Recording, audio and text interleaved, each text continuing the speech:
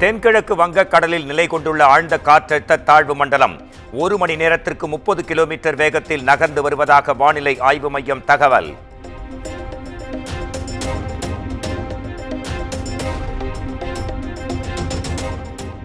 வருகிற 28ஆம் தேதி வரை நாகை, திருவாரூர் உள்பட 5 மாவட்டங்களில் அதி கனமழை பெய்யும். மயிலாடுதுறை, சிவகங்கை உள்ளிட்ட 4 மாவட்டங்களில் கனமழை பொழியும் என்றும் வானிலை ஆய்வு மைய இயக்குநர் பாலச்சந்திரன் பேட்டி.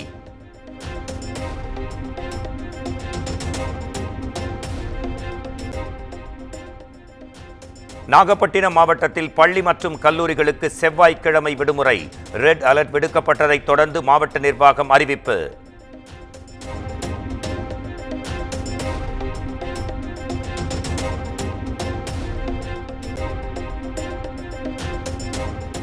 சென்னையில் வருகிற 27, 28 ஆகிய தேதிகளில் கனமழை பெய்யும்.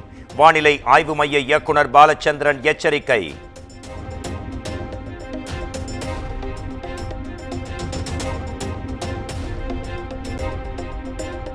டெல்டா மாவட்டங்களில் முன்னேற்பாடுகள் தயார் நிலையில் உள்ளன.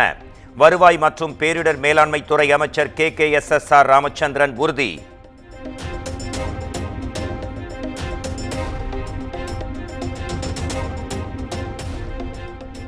நெல்லை, தூத்துக்குடி மாவட்ட மீனவர்கள் வருகிற 29ஆம் தேதி வரை கடலுக்கு மீன்பிடிக்க செல்ல வேண்டாம். 75 கிலோமீட்டர் வேகத்தில் காற்று வீசக்கூடும் என்பதால் மீன்வளத்துறை எச்சரிக்கை.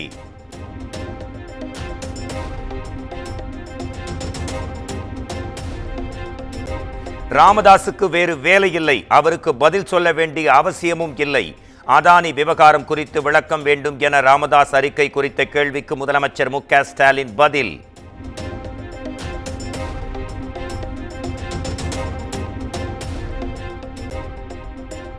பாமக நிறுவனர் ராமதாஸ் குறித்த கருத்துக்காக முதலமைச்சர் மு.க. ஸ்டாலின் வருத்தம் தெரிவிக்க வேண்டும்.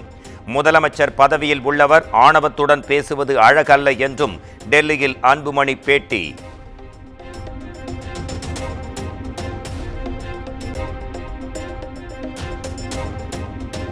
ராமதாஸின் கேள்விக்கு தரக்குறைவாக முதலமைச்சர் பதில் அளித்திருப்பது கண்டிக்கத்தக்கது. ஏற்கத்தகாத பதில் முதலமைச்சரின் இயலாமையை காட்டுகிறது என்றும் அண்ணாமலை எக்ஸ் தளத்தில் பதிவு.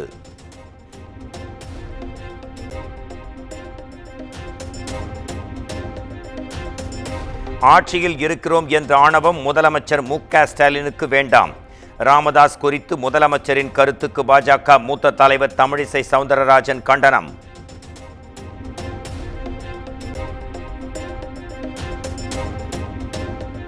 வேளச்சேரி ஜெகநாதபுரத்தில் ஆக்கிரமிப்பு அகற்றுவதை கண்டித்து மக்கள் நடத்தி வந்த போராட்டம் வாபஸ்.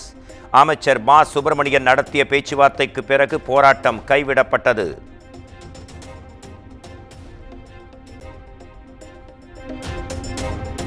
வேளச்சேரி மக்கள் பாதிப்படையாத வகையில் மாற்று நடவடிக்கை எடுக்கப்படும். ஆக்கிரமிப்பு செய்யப்பட்ட நிலங்களுக்கு பட்டா வழங்கப்பட மாட்டாது என்றும் அமைச்சர் மா. சுப்பிரமணியன் திட்டவட்டம்.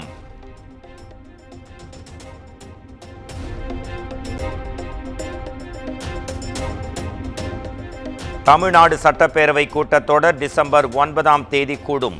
சபாநாயகர் அப்பாவு அதிகாரப்பூர்வ அறிவிப்பு.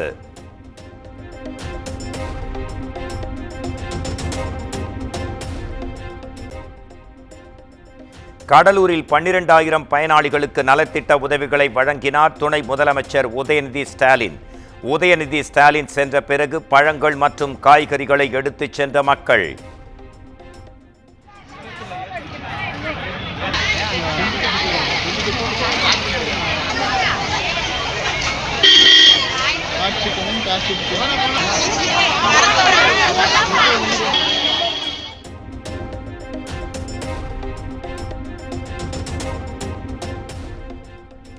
நாமக்கல் மாவட்டம் பள்ளியில் இருந்த ஊர் பெயரை மாற்றம் செய்த அமைச்சர் அன்பில் மகேஷ்.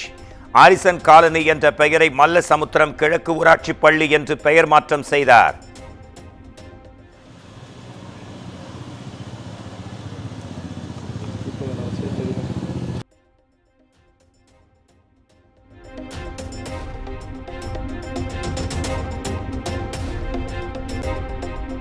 சென்னை மயிலாப்பூர் நிதி நிறுவன மோசடி வழக்கில் தேவநாதன் யாதவின் சொத்துக்களை முடக்க உத்தரவு. வழக்கு முடியும் வரை முடக்க சென்னை உயர்நீதிமன்றம் பரிந்துரை.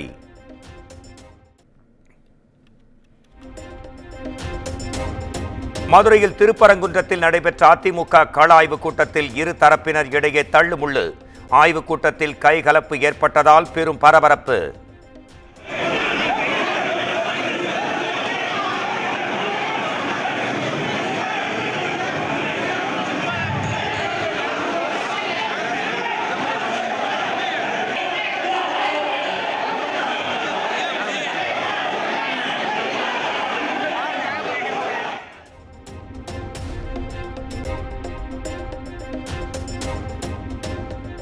நெல்லை மாவட்டம் சுத்தமல்லி பகுதியில் இளைஞர் வெட்டி படுகொலை. பெயிண்டர் மணிகண்டன் படுகொலைக்கு பழிக்கு பழியாக கொலை செய்யப்பட்டாரா என போலீசார் விசாரணை.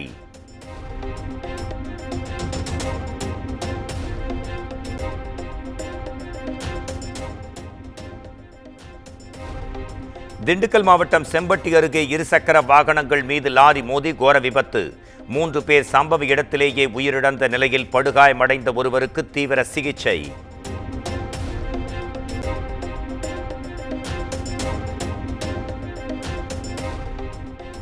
திண்டிவனம் அருகே நெடுஞ்சாலையில் கார் கவிழ்ந்து விபத்துக்குள்ளானதில் 5 பேர் காயம். ஆடுகள் கூட்டம் குறுக்கே வந்ததால் விபத்து நேரிட்டதாக தகவல்.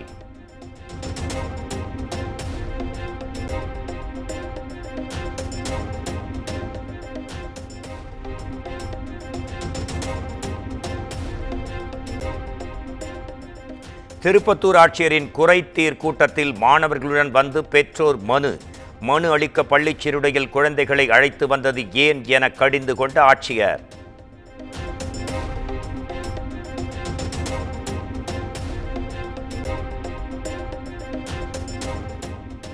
தஞ்சை மாவட்டம் பட்டுக்கோட்டை அருகே சடலம் ஏற்றிச் சென்ற வண்டி மழை நீரில் சிக்கியது. மழைக்காலங்களில் இதே நிலை தொடர்வதால் வாய்க்காலின் குறுக்கே பாலம் அமைத்து தரக்கோரி மக்கள் கோரிக்கை.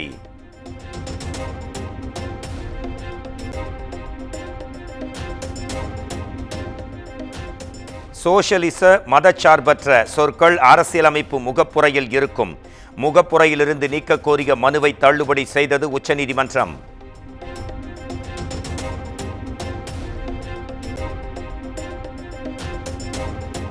அதானி குழுமம் வழங்கிய 100 கோடி ரூபாய் நிதியை தெலங்கானா அரசு நிராகரித்தது.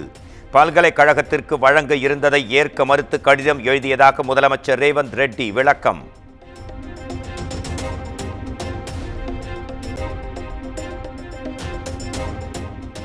வயநாடு மக்களவை தொகுதி இடைத்தேர்தலில் வெற்றி பெற்ற பிரியங்கா காந்தி வரும் 28ஆம் தேதி எம்பியாக பதவியேற்க இருப்பதாக தகவல்.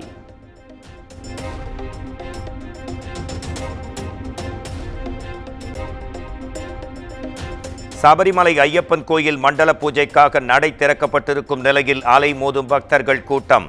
பக்தர்கள் ஆதார் அட்டை கொண்டு வந்தால் அனைவருக்கும் தரிசனத்திற்கான பாஸ் வழங்கப்படும் என தகவல்.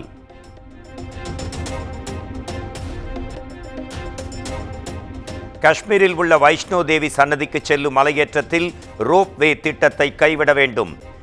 எதிர்ப்பு தெரிவித்து உள்ளூர் வியாபாரிகள் நடத்தி வரும் தொடர் போராட்டத்தில் வன்முறை ஏற்பட்டதால் பெரும் பரபரப்பு.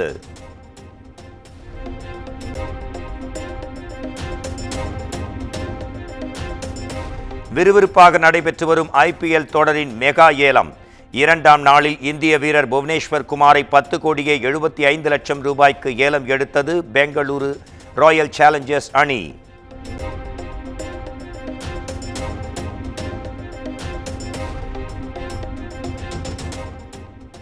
3 ஆண்டுகள் கழித்து மீண்டும் சென்னை அணியில் இடம் பிடித்தார் இங்கிலாந்து ஆல்ரவுண்டர் சாம் கரன். சேப்பாக்கத்தில் களம் இறங்க ஆவலுடன் இருப்பதாக எக்ஸ் தளத்தில் பதிவு.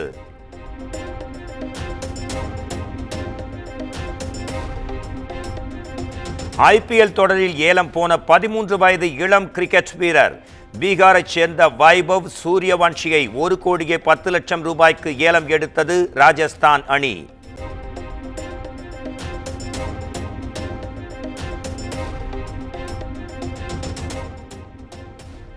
நிலவுக்கு என்மேல் என்னடி கோபம் படத்தின் 2வது பாடல் வெளியானது. தனுஷ் எழுதி பாடிய காதல் ஃபெயில் சூப் சாங்குக்கு ரசிகர்கள் மத்தியில் நல்ல வரவேற்பு.